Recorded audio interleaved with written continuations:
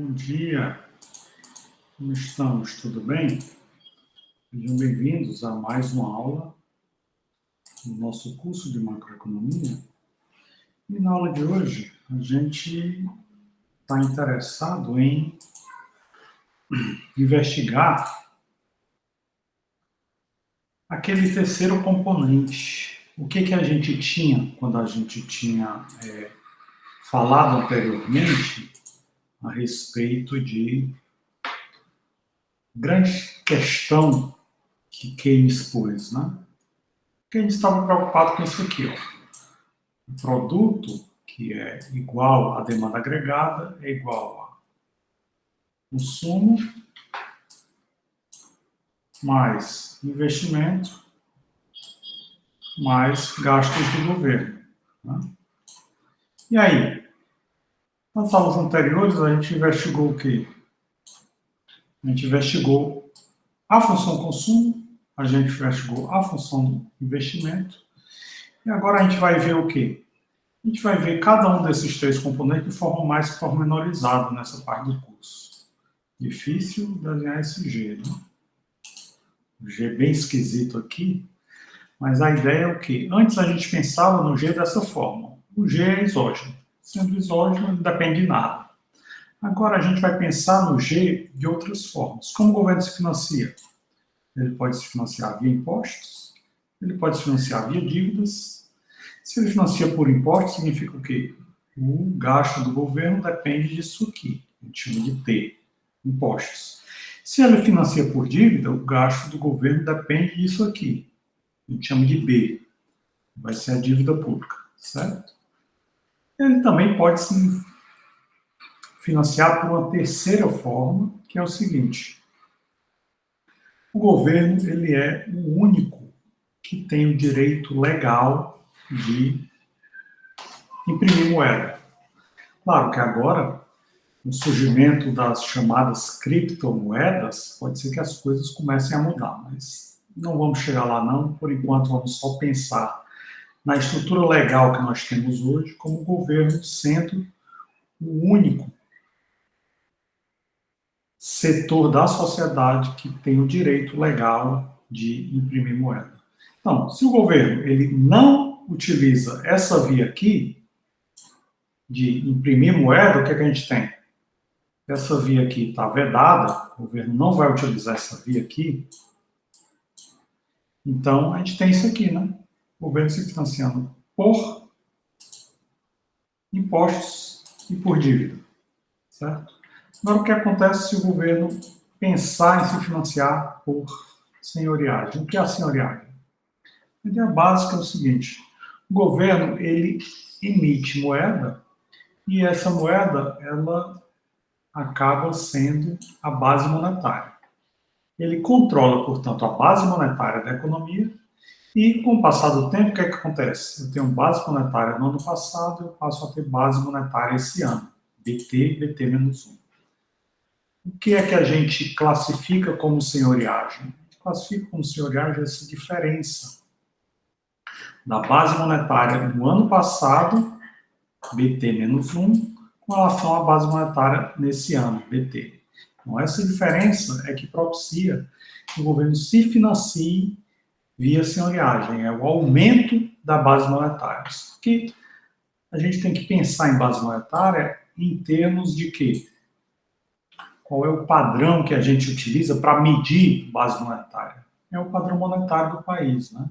Então, a gente pensa, quando pensa em base monetária no Brasil, a gente pensa em tantos bilhões de reais. Só que esses tantos bilhões de reais compravam determinada quantia no ano passado e compram uma outra quantia esse ano. Então, em função da mudança do nível de preço, a gente tem que pôr essa mudança de base monetária com relação a essa mudança do nível de preço. Né? Então, a nossa equação fica um pouco mais complexa, vendo essa diferença de base monetária do ano passado para esse ano em termos de nível de preços. Então, a gente vai pensar o quê? O que era a base monetária ano passado, com relação ao nível de preço do ano passado, e o que era a base monetária ano passado, se a gente comparar com o nível de preço desse ano. Né? E fazer a mesma coisa com a base monetária desse ano, comparando com a base monetária do ano passado, com relação ao nível de preço do ano passado. Fazendo isso tudo, a gente acaba tendo essa equação aqui, a gente pegar variação do nível de preço do ano por outro, chamar isso de taxa de inflação, PIB, então a gente tem essa equação dessa forma aqui, e no final das contas a gente tem a senhoriagem com dois componentes. Esse componente aqui e esse outro componente. Esse segundo componente a gente chama de imposto inflacionário. Importante não confundir senhoriagem com imposto inflacionário. Há uma confusão, porque senhoriagem e imposto inflacionário podem ser a mesma medida, entretanto, do ponto de vista da explicação, o que é senhoriagem e o que é imposto inflacionário são duas coisas diferentes, né? Então, senhoriagem é isso tudo, ou seja, senhoriagem é a base monetária esse ano, BT, menos a base monetária no ano passado, BT menos 1, multiplicado pela inflação entre o ano passado e esse ano, ou seja, evolução do nível de preço no ano passado e esse ano, mais o imposto inflacionário, que é o quê? O imposto inflacionário é a base monetária do ano passado multiplicado pela taxa de inflação. Isso é imposto inflacionário. Então, como é que o imposto inflacionário pode ser igual à senhoriagem? Muito simples. Basta que eu tenha essa igualdade aqui entre base monetária no ano passado e base monetária esse ano. O que acontece se BT for igual a BT menos 1?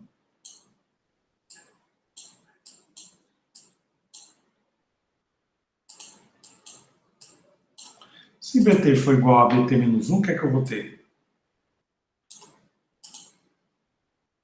Eu vou ter que BT menos BT menos 1 igual a 0. Né?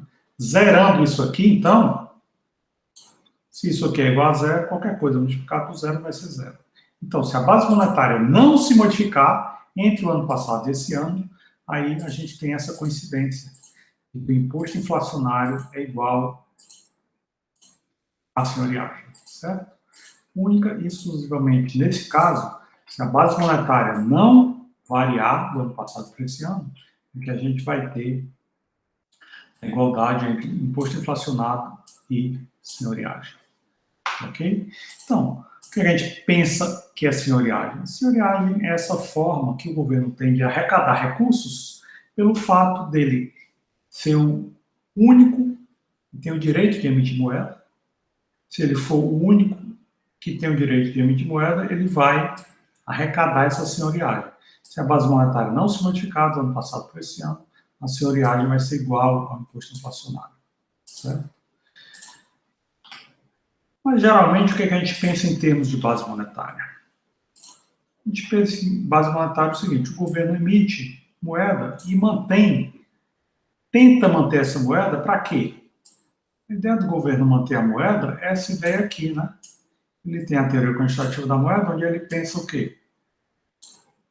Quantidade de moeda emitida vezes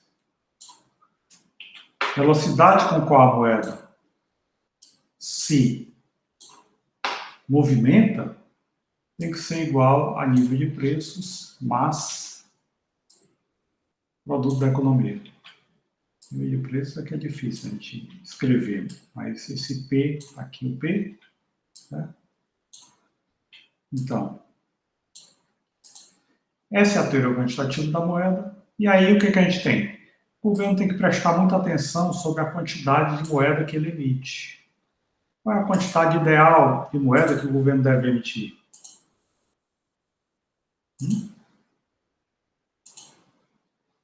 A quantidade ideal de moeda. Ele tem que tentar descobrir. Como eu vou administrar, então, a minha base monetária, sabendo a quantidade ideal de moeda que ele tem que emitir?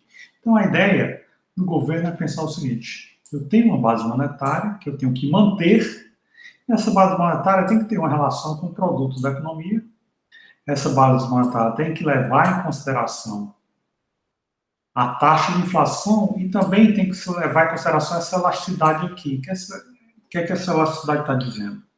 Essa elasticidade está dizendo o seguinte: quanto as pessoas mantêm de moeda no bolso e quanto elas utilizam de sua riqueza para comprar títulos públicos. E aí a gente tem essa variável aqui que vai me dizer quanto de moeda as pessoas têm no bolso, e essa elasticidade é a troca intertemporal da base monetária com relação à taxa de inflação. Ou seja, o que, é que vai acontecer quando o governo aumentar a base monetária e a inflação subir? As pessoas vão pensar, eu vou manter menos moeda no bolso e vou manter mais títulos para proteger meu poder de compra, certo? Então, a ideia é que as pessoas fazem essa troca intertemporal entre consumo hoje e consumo no futuro, e isso significa que as pessoas podem comprar mais títulos ou podem comprar menos títulos. Então, a ideia básica é que o governo ele pode pensar: como eu devo me financiar? Eu devo me financiar por impostos, fazendo isso aqui, né? Cobrando tributos, ou devo me financiar por títulos? O que acontece se eu me financio por títulos? Eu tento vender títulos no mercado. Quando eu vendo títulos, o que é que eu faço? As pessoas que tinham dinheiro compram títulos, elas ficam sem dinheiro e esse dinheiro vai para o governo. Então o governo enxuga moeda, ele diminui a base monetária, né? Ele tira a moeda do poder do público. Então, basicamente, a gente tem que pensar o seguinte: se o governo ele não se submete a essa igualdade aqui, se ele pensa em gastar mais do que ele arrecada, o que é que vai acontecer? Gastar mais do que arrecada significa que isso aqui vai ser maior do que zero, né? O que é quando gasto menos tributo é maior do que zero? A gente chama isso de déficit público. Déficit público, então um D assim, déficit público é quando o gasto é maior do que os tributos, né? Quando o gasto aqui é maior do que os tributos. Isso é igual a zero, então o déficit público é positivo. O que é déficit público positivo? O governo gasta mais do que arrecada. E aí? A gente poderia pensar em déficit público e dívida pública em termos de variáveis de estoque e variáveis de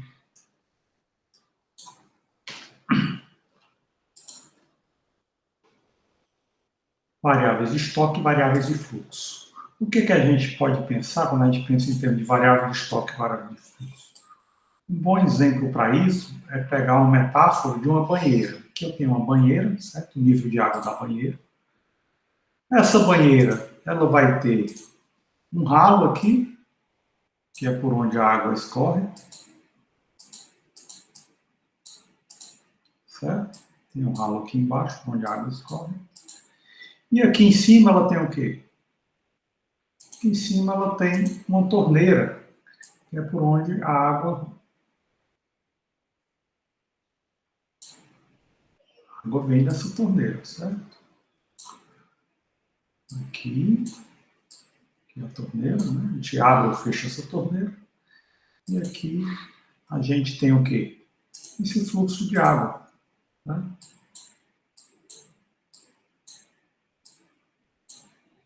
Esse fluxo de água caindo da torneira, né?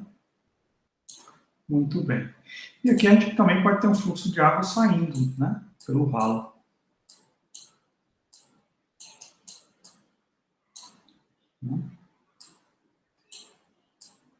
Fluxo de água saindo pelo ralo, um fluxo de água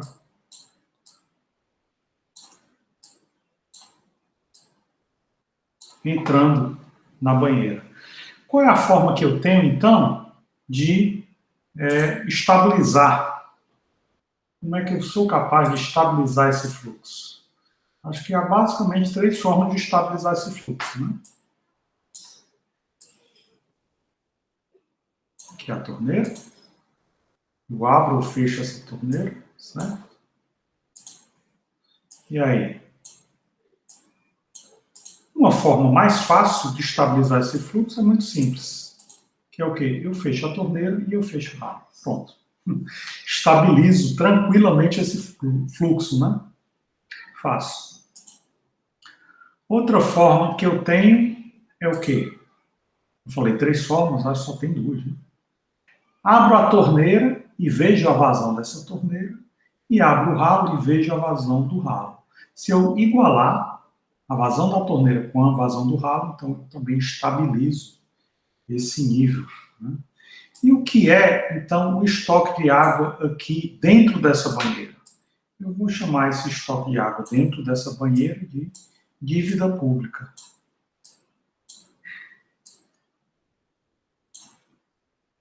Certo? O que é a dívida? A dívida é o estoque de água dentro da banheira. E o que é o déficit ou superávit? Déficit ou superávit é o que está acontecendo com a torneira e com o ralo, né? Se eu tiver aqui muita água entrando nessa torneira, eu chamo isso de o quê? Déficit público. O que é o déficit? Vou chamar o déficit aqui, déficit público. Está de vermelho, né? Essa água que entra. E o que seria, por exemplo, o ralo, a água que sai pelo ralo. Por que eu estou dizendo que o déficit público é a torneira, a água que entra pela torneira?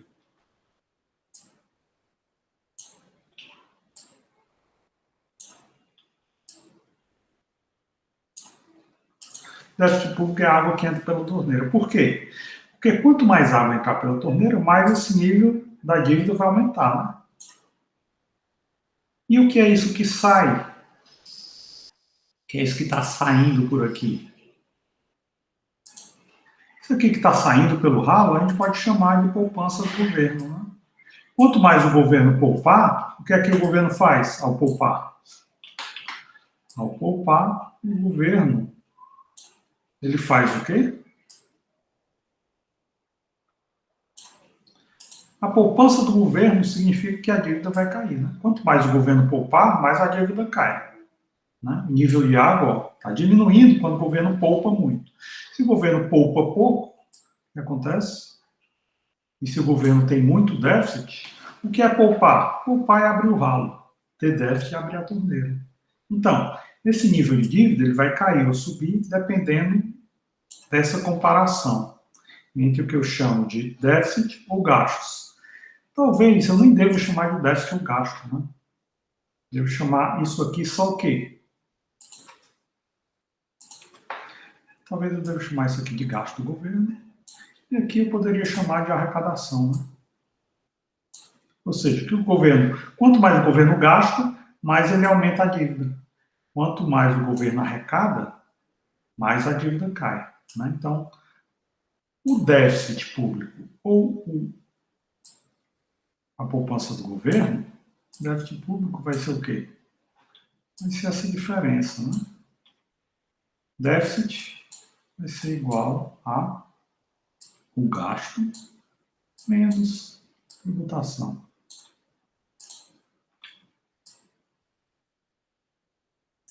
Eu tenho aqui o gasto menos a tributação, e isso a gente chama de déficit público. Ok? Muito bem. Então, estou comparando aqui gasto, que é a torneira, com tributação, que é o ralo. E aí, ao comparar essas duas coisas, o que é que eu tenho? Eu tenho, simplesmente, o nível, né? Eu tenho o nível da água. Ok? Déficit público vai ser isso aqui. E aí eu tenho o nível da água. A água vai subir ou vai cair, que é a dívida que vai subir ou cair, baseado nessa relação entre gasto e tributos. Então, aqui, a gente apresenta o chamado déficit, o resultado nominal, que é o quê? É o pagamento de juros, J, sobre o produto da economia, porque a gente está pondo tudo em termos de percentual do PIB, certo? E aí, a inflação é importante, o estoque de dívida é importante, isso divide pelo PIB, então eu vou ter isso aqui, que é o quê? O fluxo de pagamento de juros vai depender dessas variáveis aqui, certo?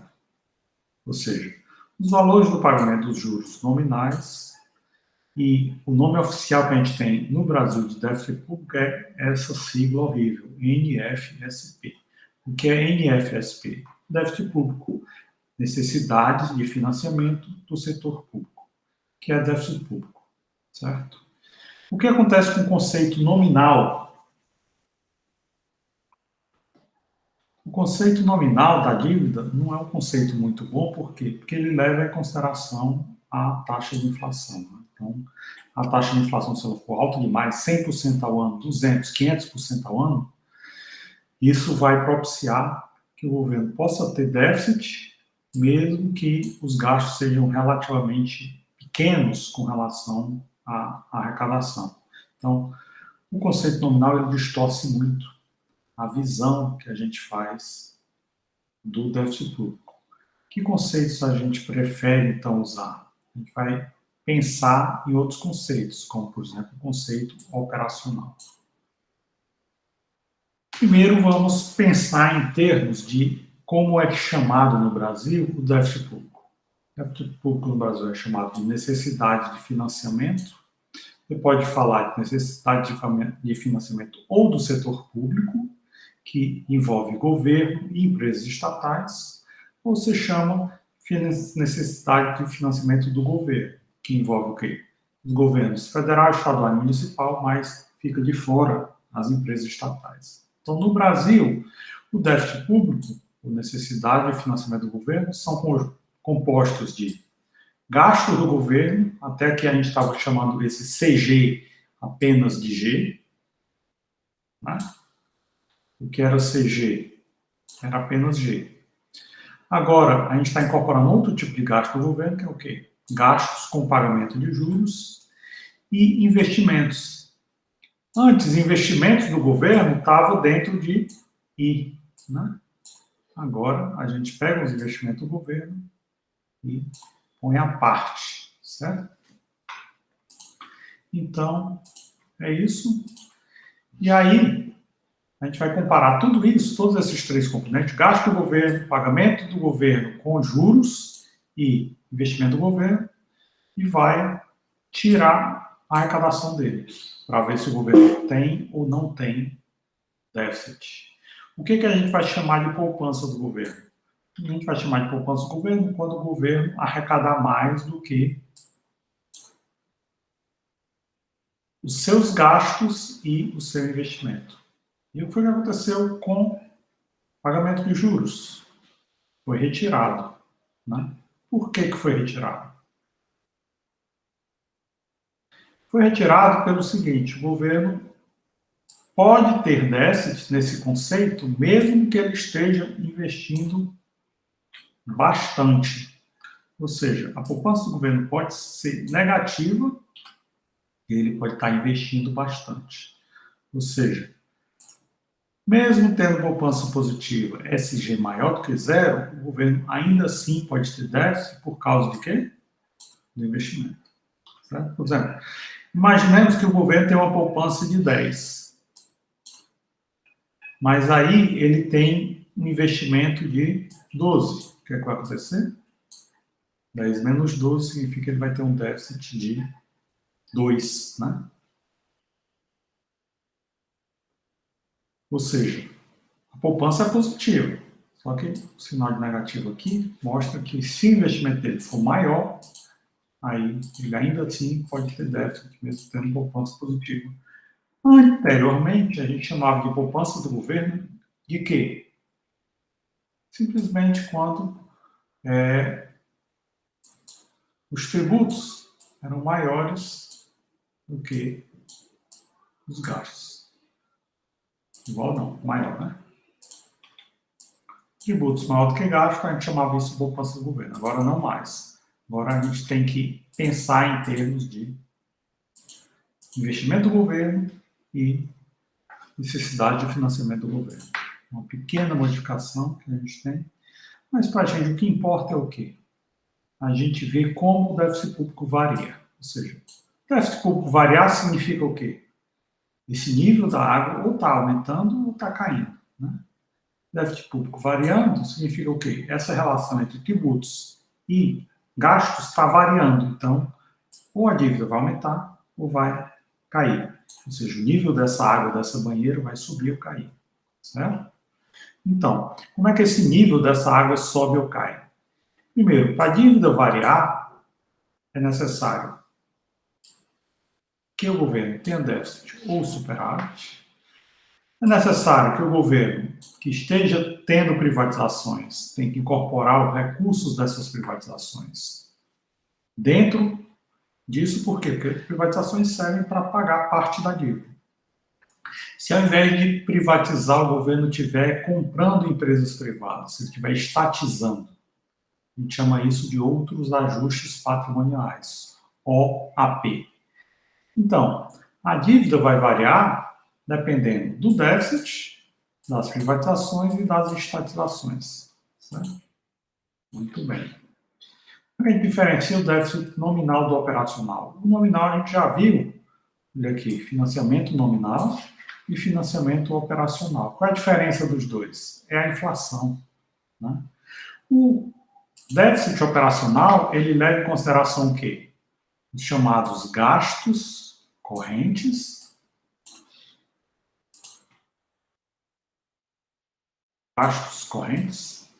mas os gastos financeiros. O que são gastos financeiros? Gastos financeiros é aquele gasto que o governo tem quando ele paga juros ou quando ele recebe juros, né? Imagine que alguém não pagou impostos e aí precisa pagar impostos. Essa dívida que a pessoa tem com o governo é uma dívida que rende juros. Então a pessoa vai ter que pagar os impostos e ainda pagar juros sobre os impostos não recolhidos na data correta. Então, o governo ele vai ter tributação e vai ter gastos correntes, ele também vai ter receitas financeiras e gastos financeiros. Né? Então, quando a gente leva em consideração tanto gastos correntes quanto gastos financeiros, a gente chama isso de financiamento operacional, certo? E aí, para visualizar melhor a dívida pública, a gente tem basicamente dois conceitos, o conceito nominal e o conceito operacional. Certo? Pelo conceito nominal, a gente tem o quê?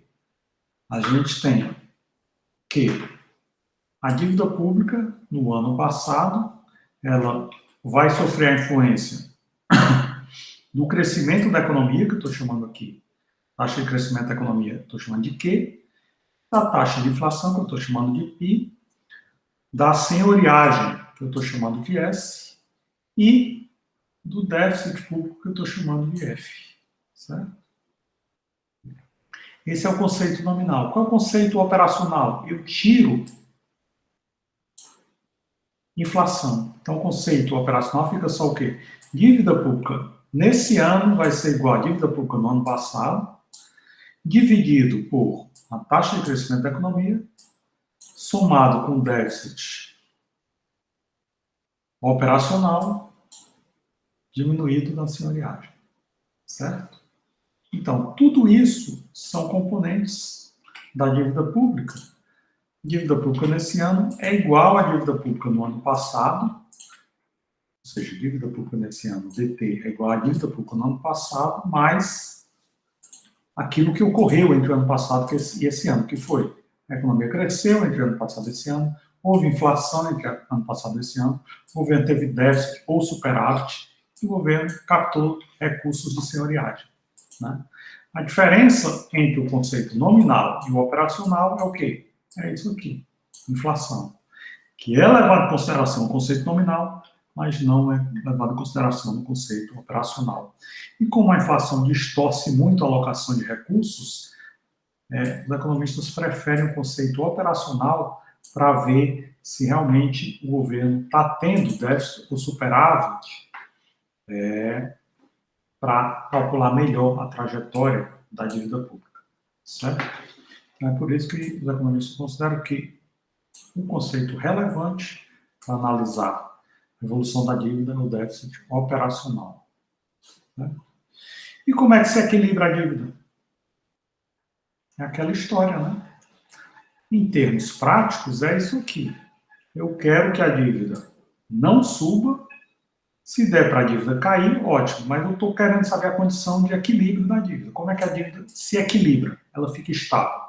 Eu posso fechar a torneira e fechar o ralo, ou eu posso manter o fluxo da torneira igual ao fluxo do ralo. Assim, eu mantenho a dívida estável. Esse nível de água está sem se modificar, quando ambos os fluxos são iguais. Né? Então, como é que a gente faz isso? Fazendo as contas? Através dessa equação aqui, ó. O déficit público, ele tem que ser suficiente para eu fazer o quê? Eu tenho que pagar os juros e eu tenho que o superávit primário cobrir esses juros, né? Então, a variação da dívida tem que ser somada com a variação da senhoriagem. Ou seja, a dívida está variando, dívida no ano passado com relação à dívida desse ano, tem que pegar o quê? Aqui é o PIB vezes a dívida do ano passado, e aí, com isso, eu tenho esse H, que é o quê? Que é o superávit primário, necessário para estabilizar a dívida. Que superávit primário é esse? Eu tenho a dívida, D, aqui em cima eu tenho o I, que é o pagamento de juros nominais, tem um Y minúsculo, que é o quê? Que é a taxa de crescimento do PIB, Y minúsculo está em cima diminuindo e embaixo está somando. Né? E eu tenho a senhoriagem, que é a receita que o governo tem quando o governo utiliza o seu monopólio de emissão de moeda. Então, o que é importante aqui a gente ver? A taxa de crescimento do produto é muito importante para eu estabilizar a dívida. Por quê? Quanto mais alta for a taxa de crescimento do produto, o que é que ele vai fazer? Uma taxa de crescimento do produto alto tem esse efeito, ó. O que é que esse sinal de negativo está dizendo? Está dizendo que uma taxa alta de crescimento econômico tem esse efeito no sentido de diminuir a dívida. Né?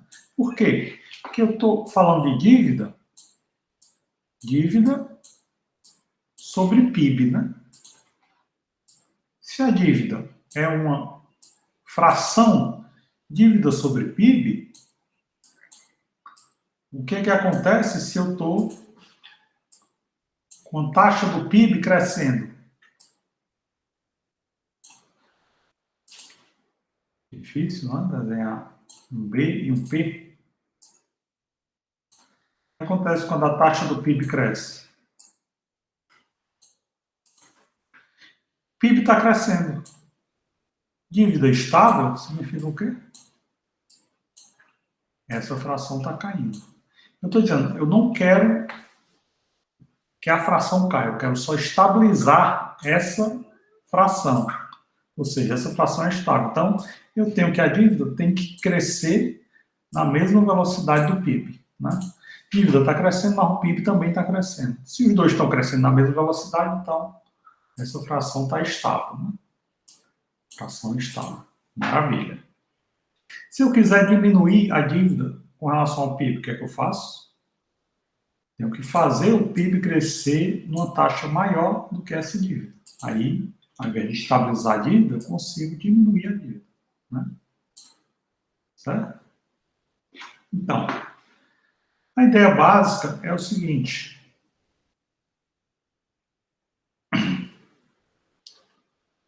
Se eu tiver aqui, esse é o resultado nominal, né? Ou seja, eu quero saber aqui o superávit, H é o superávit nominal. Superávit operacional é F. Por quê? Porque aqui essas taxas de juros nominais são retiradas, né? Eu fico só com taxa de crescimento do produto e senhoriagem, certo? Muito bem. Eu tenho como mostrar uma tabelinha onde a gente faz isso aqui, certo? E vou mostrar para vocês uma tabelinha onde a gente faz isso aí, daqui a pouco. Primeiro, eu quero mostrar para vocês o quê? Aí, só um momentinho. Aqui a tabelinha onde eu faço esse cálculo aqui de dívida, que é a seguinte. Eu tinha mostrado isso aqui, né? O financiamento, o resultado fiscal com diferentes níveis de endividamento. E aqui a gente tem essa tabelinha que tenta responder a seguinte pergunta. Quando o governo tem que manter o superávit primário para que a dívida permaneça estável, a gente está partindo do princípio que a dívida é 50% do PIB e que a senhoriagem é de 0,2% do PIB, ou seja, esse S aqui é 0,2, o S, e a dívida, tá, essa dívida aqui é o quê?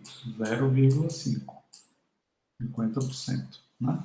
Aí, fazer as contas é fácil, né? Porque se eu tenho D é 0,5 e S é 0,2, então isso significa o quê? 0,002, né? 0,2, 0,002. E a dívida é 0,5. E aí eu fico vendo os diferentes níveis de produto, né?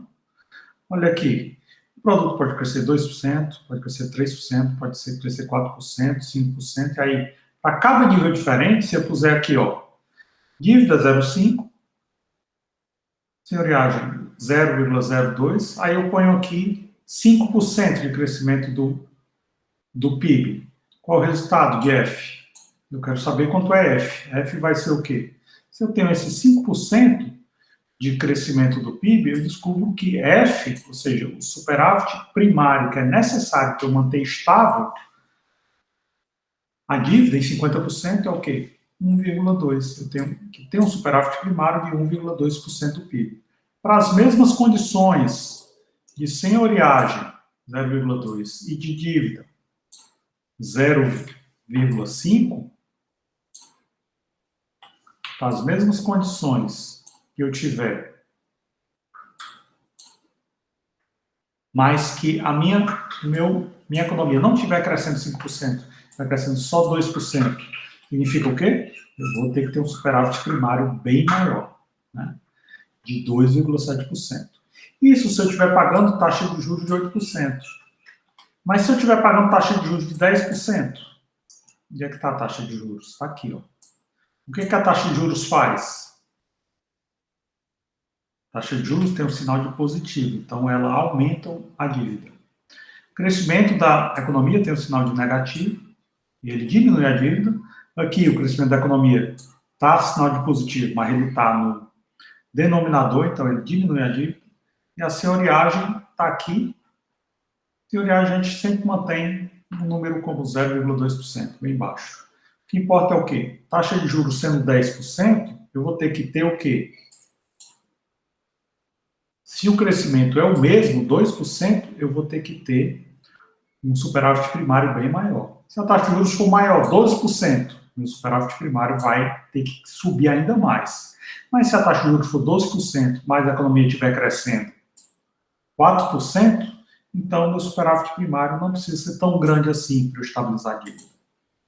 Ou seja, quanto mais baixo for a taxa de juros, menor precisa ser o meu superávit primário para estabilizar a dívida. Né? A taxa de juros subir um pouco mais, eu tenho que ter um superávit primário maior para estabilizar a dívida. Também depende do crescimento da economia. Né? A economia crescendo bastante, eu não preciso ter um superávit primário tão grande para estabilizar a dívida. Se a economia cresce pouco, então eu preciso ter um superávit primário maior para estabilizar a dívida, dado que eu tenho esse nível de taxa real de juros. Certo? Então, essa é a tabelinha que mostra essa relação aqui, né, com taxa de juros ou sem taxa de juros aqui, ou seja, superávit ou nominal ou superávit operacional.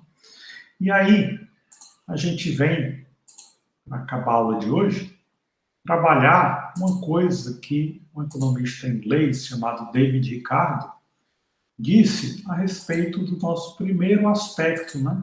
O que a gente estava falando quando a gente começou a discutir essa questão? A gente estava falando o seguinte: como o governo se financia? Né? A gente pensou o seguinte: quais são as 3 formas que o governo tem de se financiar? Não é aqui, é aqui. Quais são as 3 formas que o governo tem de financiar? Impostos, dívida ou tributos. Né? Se o governo ele pode financiar por impostos, por dívida ou por tributos, então, qual vai ser a escolha? Financiar por impostos? Ou financiar por dívida? Ou por inflação? Vamos eliminar a inflação, que a gente já viu hoje. Vamos deixar só dívida e impostos. Então, se o governo se financia ou por impostos, T, ou por dívida, B, o que é melhor? Esse economista inglês, David Ricardo, disse tanto faz. E por ele dizer tanto faz, o nome dessa escolha passou a ser chamada de equivalência ricardiana. O que é a equivalência ricardiana? A equivalência ricardiana é esse tanto faz.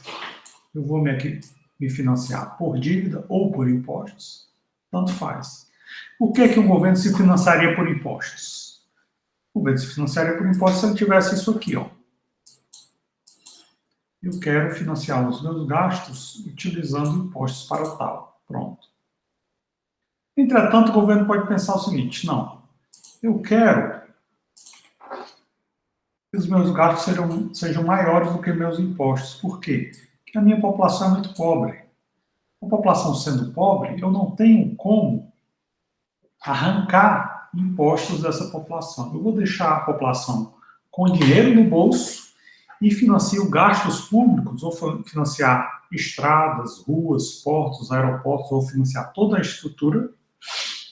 Vou pagar a escola de crianças, vou pagar plano de saúde para as famílias e vou financiar muitos gastos públicos, não por impostos, e sim por dívida. Eu vou emitir títulos da dívida, por quê? Porque a emissão de títulos da dívida é um meio mais democrático de arrecadar recursos para o governo do que impostos, porque o próprio nome impostos está dizendo o quê? Imposto. Você está impondo aquilo a alguém contra a vontade dela. É uma violência. A arrecadação de recursos via dívida não é uma violência, por quê? Compra títulos da dívida do governo quem quiser comprar. O governo não está obrigando ninguém a comprar títulos da dívida. Compra os títulos da dívida quem desejar comprar. Então, é uma forma menos violenta de arrecadar recursos. Mas o David Ricardo diz o seguinte: as pessoas só vão comprar títulos da dívida se receberem uma remuneração. Então, esse título tem que render juros. E como é que no futuro o governo vai pagar essa dívida? Aí o David Ricardo disse: ele vai ter que cobrar impostos. É por isso que o nome dessa equivalência ganhou essa referência a David Ricardo. Por quê? Tanto faz. Se financiar por dívida e por tributos é a mesma coisa. Quando eu me financio por dívida, eu estou simplesmente trazendo os tributos que eu vou arrecadar no futuro para o presente. Eu trago para o presente os tributos que eu vou arrecadar no futuro. Então, basicamente, eu tenho o quê? Eu tenho tributos hoje, no período 1, e eu tenho tributos no futuro, no período 2. Então, o que é que eu tenho que fazer? Ou eu pego os tributos do futuro e trago para o presente, que é uma forma de arrecadar impostos, que é financiamento via dívida, ou se eu cobrar impostos e tiver superávit, isso significa o quê? Eu estou pegando tributos que eu estou arrecadando hoje e estou levando esses tributos para o futuro. Por quê? Porque no futuro eu terei condições de ter gastos maiores do que a arrecadação T2. Porque esses tributos hoje, que estão em excesso aos meus gastos, vão render juros, e no futuro eu terei como gastar mais. Então, basicamente, o que o David Ricardo falou com a equivalência cardiana é o seguinte: o governo ele pode poupar. O que é a poupança do governo? A poupança do governo é quando ele arrecada hoje e gasta hoje menos do que ele arrecadou. Então, se ele arrecada hoje e gasta hoje menos do que ele arrecadou, significa o quê? Significa que no futuro ele pode arrecadar e pode gastar aquilo que ele não gastou hoje. Que é o quê? Que é essa poupança que ele fez. Essa poupança vai render juros, R. Né? Então, onde tiver SG, eu vou pôr T1 menos G1.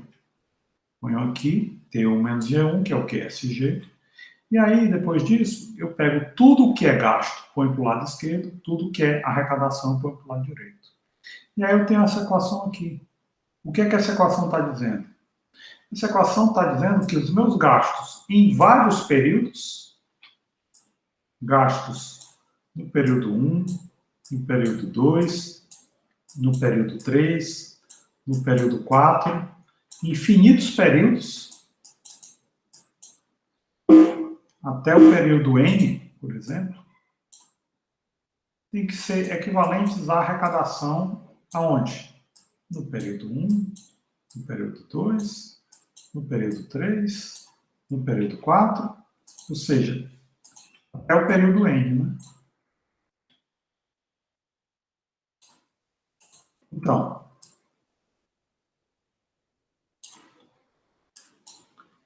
eu tenho, portanto, o quê?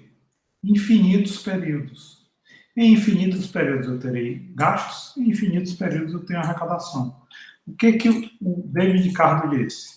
Eu vou fazer, então, um somatório. Eu vou fazer um somatório dos meus gastos e comparar com o somatório dos meus tributos. Então, somatório dos gastos, eu vou comparar com o somatório dos tributos. Né? Somatório aqui, opa, contrário. Somatório dos gastos, somatório dos tributos. E esses dois têm que ser equivalentes, né? Esses dois somatórios. Então é isso que o David Ricardo disse quando ele criou esse conceito de equivalência ricardiana. Eu não preciso que em cada momento gastos sejam igual a tributos. Eu preciso que o somatório de todos os gastos seja igual ao somatório de todos os tributos. Então aqui o que é que eu posso ter? No momento 1, eu posso ter os gastos maiores do que os tributos. O que acontece? No momento 1, com gastos maiores do que tributos, o que eu estou tendo? Eu estou tendo déficit público. Né? O que é déficit público? É aqui, nesse primeiro momento. Ó. Vou botar até em azul escuro. O que é déficit público? Déficit público é isso que está ocorrendo quando eu tenho aqui déficit público. Os gastos são maiores do que tributos. G1 em azul é maior do que T1. O que aqui significa? Esse G1 toca essa reta de orçamento. O que é essa reta aqui que eu estou chamando de ROI? ROI é o que eu estou chamando de restrição orçamentária intertemporal. O que é minha restrição orçamentária intertemporal? É exatamente o meu orçamento. Com esses tributos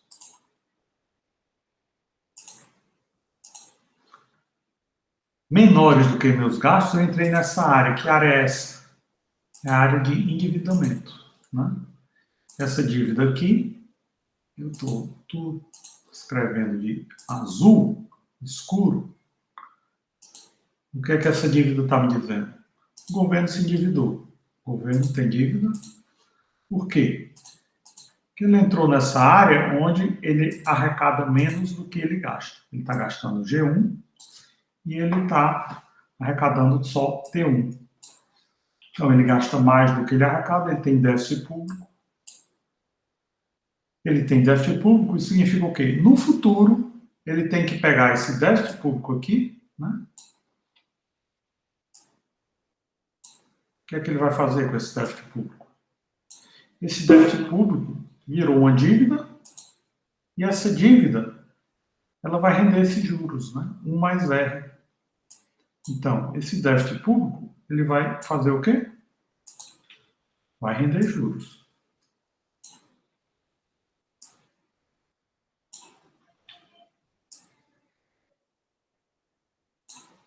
Déficit público rendendo juros. Esse déficit público rendendo juros gerou uma dívida, então no futuro, quando eu arrecadar T2, uma parte dessa arrecadação vai ter que ser levada para pagar essa dívida e a outra parte vai ser utilizada para os gastos G2. Né? Então, a minha decisão hoje de gastar G1 mais do que a arrecadação T1, eu entro nessa área do orçamento, restrição orçamentária intertemporal, que é uma área do orçamento da dívida, de endividamento, e isso me força no futuro a gastar menos do que eu arrecado. Entretanto, se o governo pensa o seguinte, não, eu não vou gastar mais do que eu arrecado, eu vou entrar nessa área verdinha aqui. O que é que essa área verdinha está me dizendo? Essa área verdinha aqui, opa, isso não é verde, isso é roxo. Cadê o verde? Está aqui o verde. Essa área verdinha aqui está me dizendo o quê? G1' é menor do que T1. Se G1' é menor do que T1, eu estou gastando aonde? Eu estou gastando menos do que isso aqui, ó. Isso aqui é menor. Né? A tributação é alta, mas o meu gasto é menor. Meu gasto é o quê? O gasto é bem menor. Se o meu gasto é bem menor, eu entro nessa área aqui. Que área é essa? É a área do investimento. O que é essa área, a área do investimento? Significa que eu estou fazendo poupança. Ou seja, eu estou fazendo poupança, estou gastando menos do que eu estou arrecadando, nesse verdinho claro, e aí eu estou entrando nesse investimento. O que é que esse investimento aqui me diz? Esse investimento me diz que meu investimento vai render juros. Meu investimento rendendo juros significa o quê? Esse meu investimento rendendo juros significa que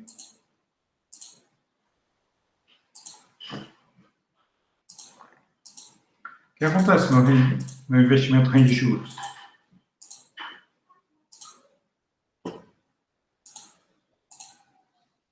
Significa que no futuro eu posso ter gastos bem maiores. Por quê? Porque meu investimento rendeu juros. E aí no futuro eu vou ter essa arrecadação T2, mas esse investimento que rendeu juros. Então eu vou ter recursos para gastar bem mais do que minha arrecadação em T2. Então no futuro eu vou ter essa poupança aqui, poupança do governo, que rendeu esses juros aqui, e essa poupança do governo que rendeu juros vai me propiciar um gasto bem maior do que a arrecadação que eu vou ter no futuro. Ou seja, eu peguei essa diferença aqui entre arrecadação e gasto e joguei para o futuro. E nesse futuro eu vou ter gastos bem maiores do que a arrecadação. E aí pronto, eu faço essa troca intertemporal. Por isso que o nome aqui é ROI, Restrição Orçamentária Intertemporal do Governo. O que é que essa equivalência ricardiana vai gerar como consequência para a análise que a gente fez até o momento? Vai ter consequências enormes. Por quê? Porque no passado a gente pensava o seguinte, com a estrutura keynesiana da análise da demanda agregada, a gente pensou o seguinte, os governos geram déficit, as pessoas recebem mais dinheiro do governo, esse dinheiro adicional do governo, já que o governo está arrecadando menos do que seus gastos, as pessoas vão gastar, gastando, o país sai da recessão. Quando o país sair da recessão, significa o quê? Todo mundo fica mais rico. Só que a estrutura da análise da equivalência ricardiana diz o seguinte, não, isso não vai ocorrer. Se o governo resolver ou aumentar os gastos ou cortar impostos, e se esse aumento de gastos ou corte de impostos gerar isso aqui,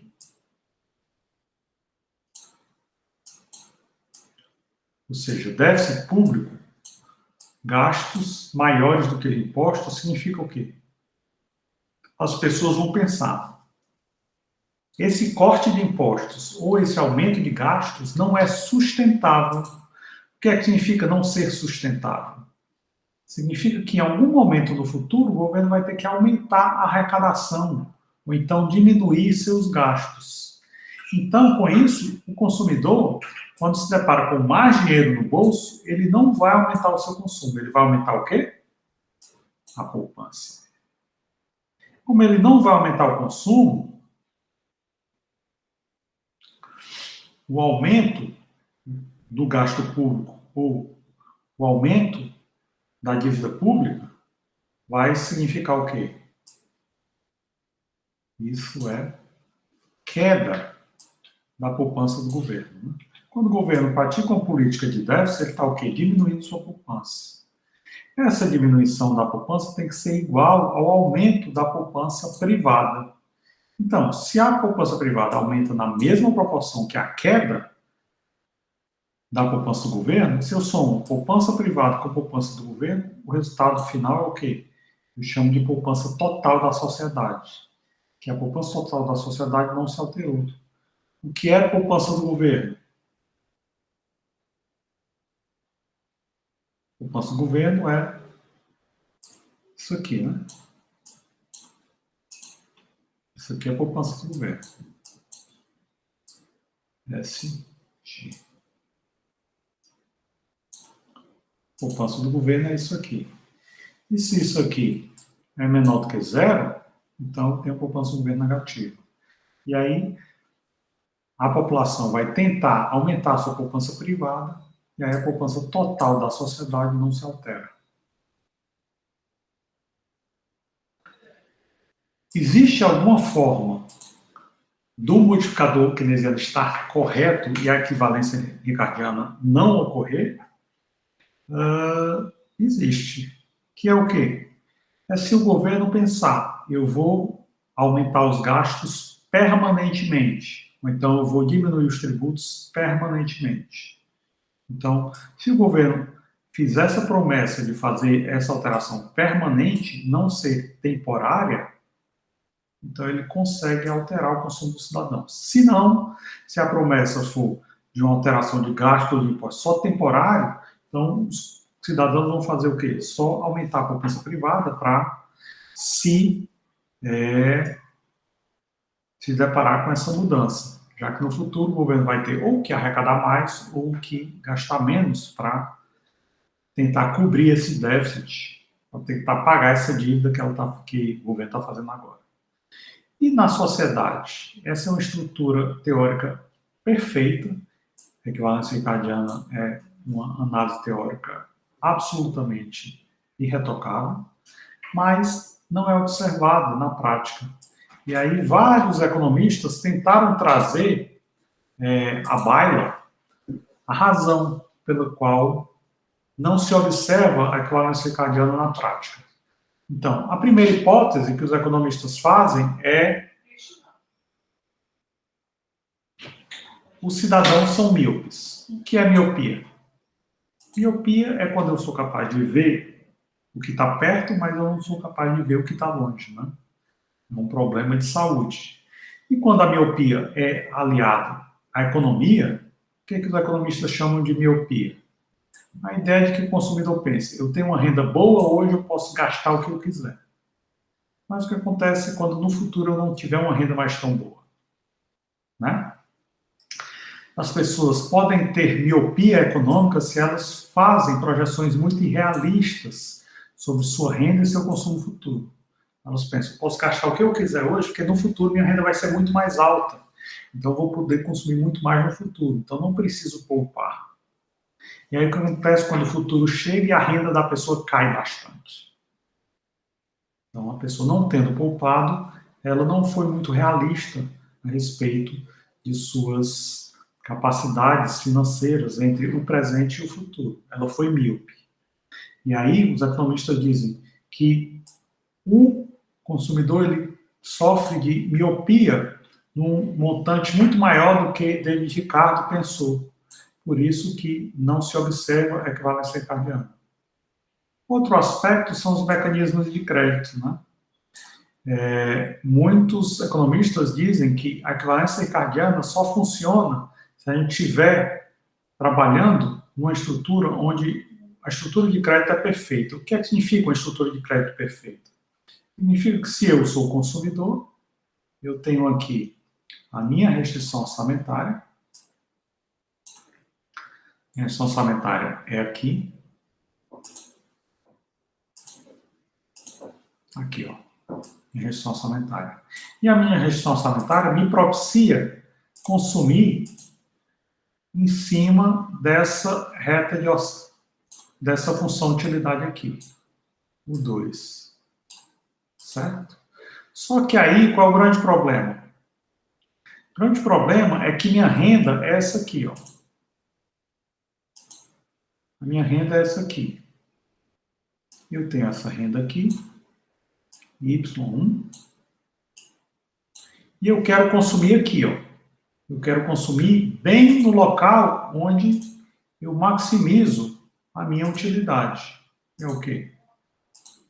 Onde é que eu maximizo a minha utilidade? Eu maximizo a minha utilidade bem aqui, ó. Onde a minha restrição orçamentária toca. Minha restrição orçamentária toca essa curva 1. O problema é que minha renda é o quê? Minha renda está aqui. Minha renda está tocando uma restrição, uma curva de diferença inferior, que eu estou chamando aqui de 1. Né? 1. E aí, se a minha renda toca aqui, o que é que eu poderia fazer para chegar nesse ponto? Ou eu precisaria ter uma renda o 2, que eu não tenho hoje, ou eu poderia ir atrás de crédito para ter o consumo equivalente a esse. Eu quero consumir essa quantidade, C1. Quero consumir C1, mas a minha renda é 1. Então, o consumo C1, ele precisa ser maior do que a renda 1. Como é que o consumo pode ser maior do que a renda? Via um mecanismo que é chamado crédito. O que é o crédito? Crédito é uma estrutura financeira onde você consegue... O que é o crédito? Quando eu não estou no mundo com crédito, o que é que eu tenho que fazer?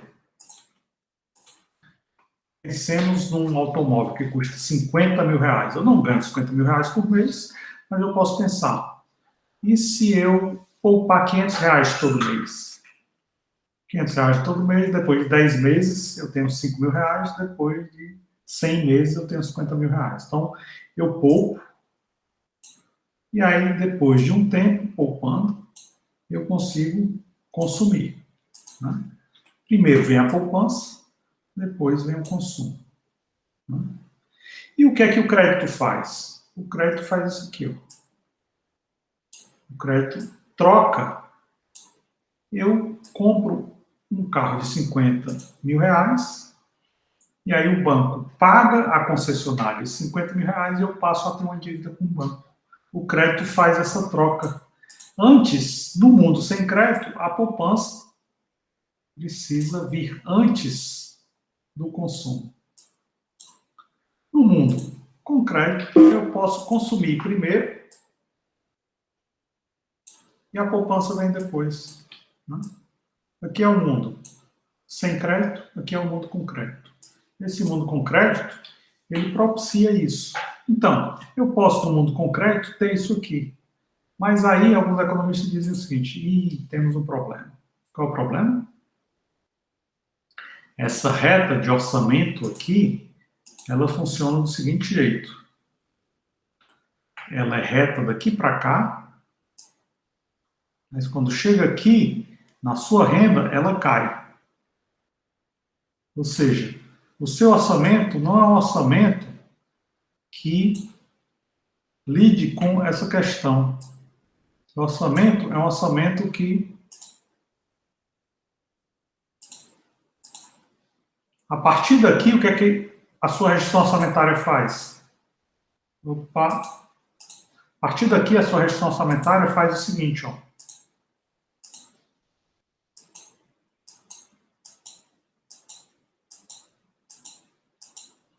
A sua restrição orçamentária faz o seguinte, ela não vem até aqui.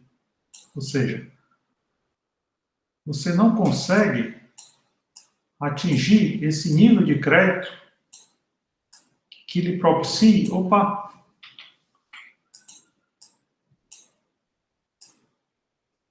que lhe propicie esse ponto aqui.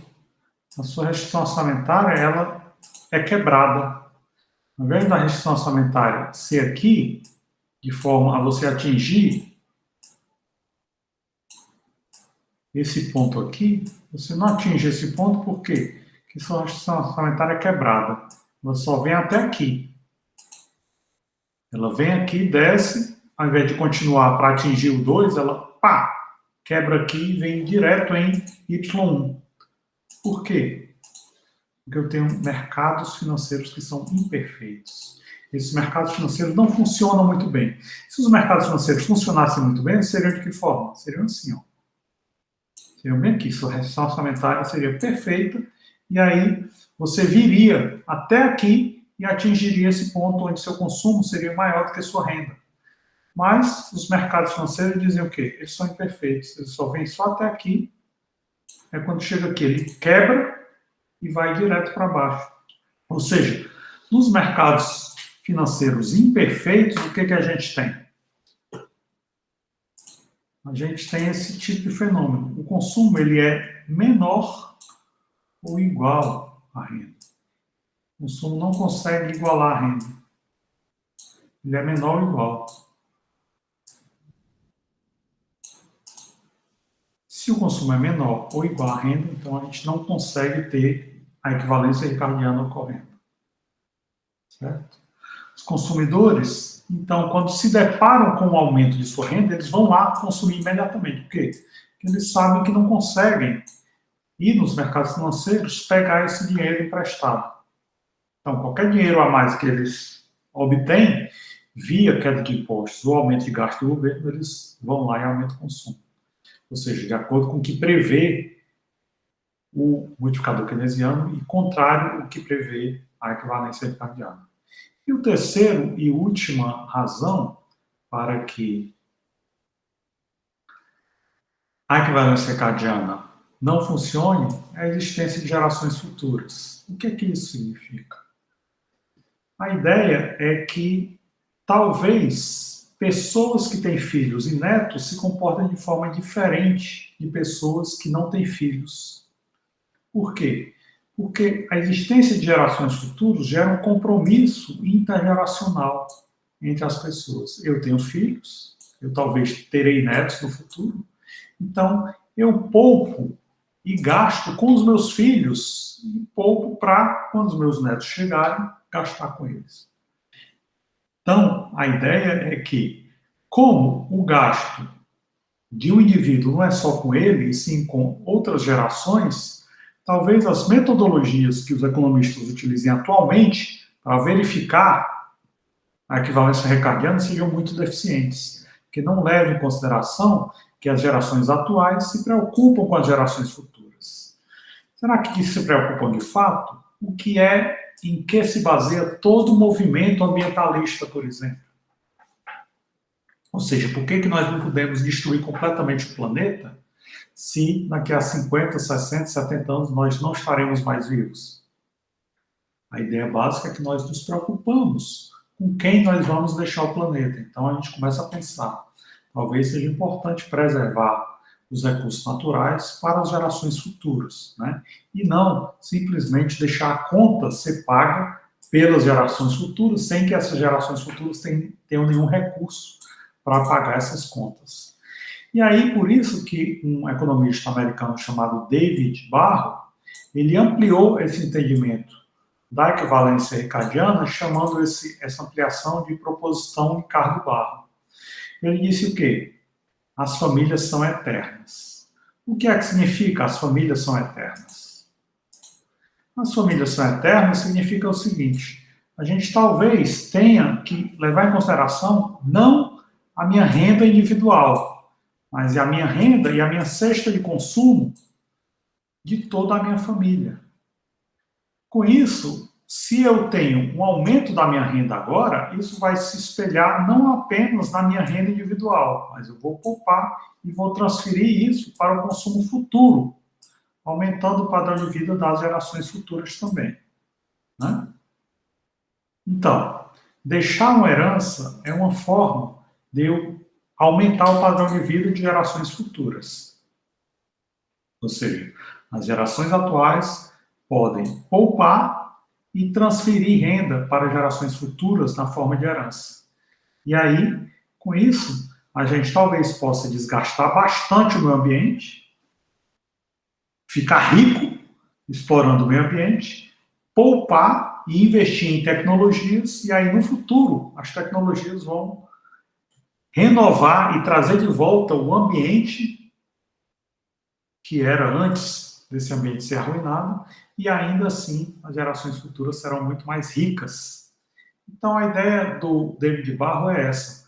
A proposição Ricardo Barro é um resgate da ideia da equivalência ricardiana, mostrando que as pessoas talvez se importem não apenas com seu consumo individual, mas também se importem com o consumo coletivo, principalmente dentro das famílias, né? Já que as pessoas tendem a ter um comportamento mais altruísta com relação às suas famílias do que com relação a desconhecidos. Bem, é isso. Com isso, espero que vocês tenham aproveitado bastante essa ideia da gente explorar essa função gasto do governo, né? Antes a função do gasto do governo era como? Era assim, né? A função gasto do governo era só assim. O governo gasta porque ele gasta, ele não depende de nada. Depois, a partir de agora, a gente está pensando na função gasto do governo da seguinte forma. O governo gasta dependendo de quê? De arrecadação e dependendo de venda de títulos públicos.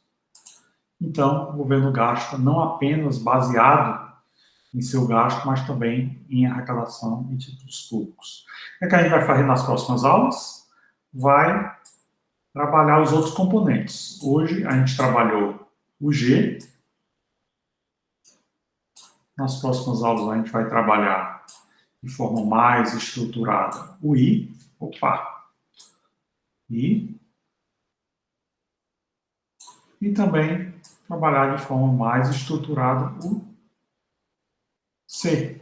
C, I e G. Essa grande construção, C mais I mais G, grande construção que o Keynes estava muito preocupado, que é a demanda agregada, certo? É isso. Até a próxima. Tenham todos uma ótima semana. Tudo de bom. Até lá. Tchau para todos vocês. Aproveitem essas aulas e tenham todos uma ótima semana.